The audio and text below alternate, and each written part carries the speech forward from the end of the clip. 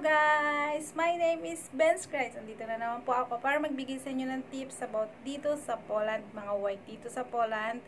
And ngayon guys, ang pag-uusapan po natin is about doon sa tanong ng ating isang subscriber about daw sa permanent resident dito sa Poland. So keep on watching guys para ma-explain ko po sa inyo guys.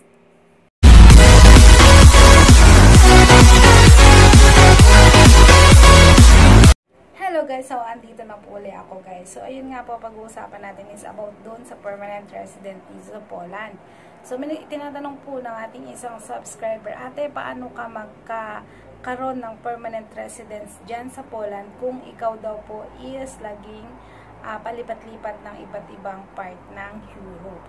So unahin po natin, ang pagkakaroon po ng permanent residence dito sa Poland is kailangan nyo po na kayo po ay nag-stay dito ng 5 years sa Poland. Kailangan nyo rin po na marunong po kayong magsalita ng lingwahe nila.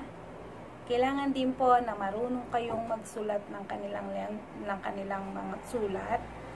At kailangan nyo po na maipasa po yung lahat pagka po kayo ay nag-apply na ng permanent residence dito sa Poland.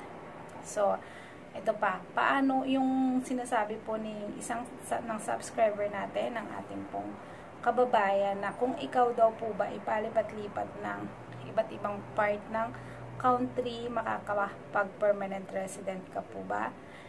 Pwede rin po, kasi po, pag po halimbawa, meron ka pong TRC, at na-expire po yung, at malapit nang ma-expire yung TRC nyo, pwede po kayong bumalik dito, at i-renew nyo po ulit yung inyong TRC. So, yun po ang alam ko.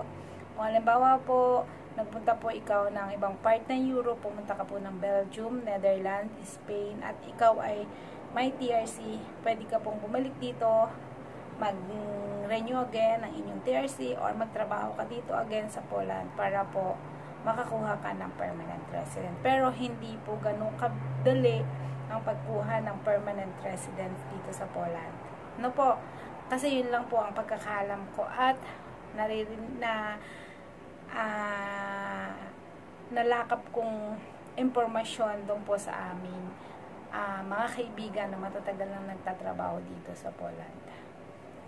So, nasagot ko na yung iyong tinatanong sa akin, yung ating pong isang kababayan, saka sa ating mga new subscriber guys. Thank you po sa inyong lahat.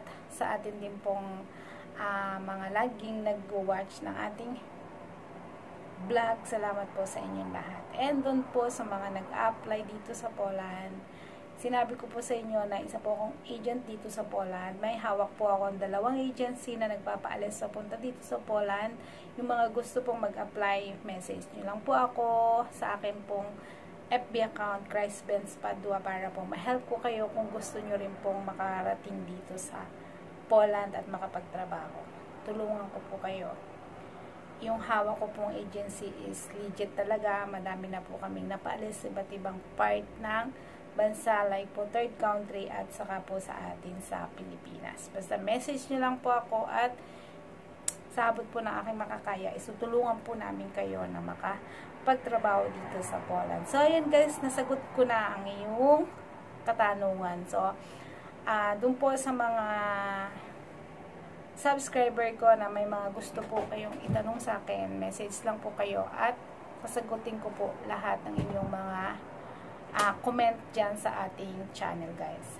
So, thanks guys sa panonood at salamat sa ating mga subscriber na walang sawang nagwa-watch po ng ating vlog. Thank you very much sa inyo lahat. And kung hindi man po ako makapag-post ulit or makapag-vlog ulit, pag po may time ulit ako at wala kaming pasok, saka po ulit ako mag-vlog. So, bye-bye everyone!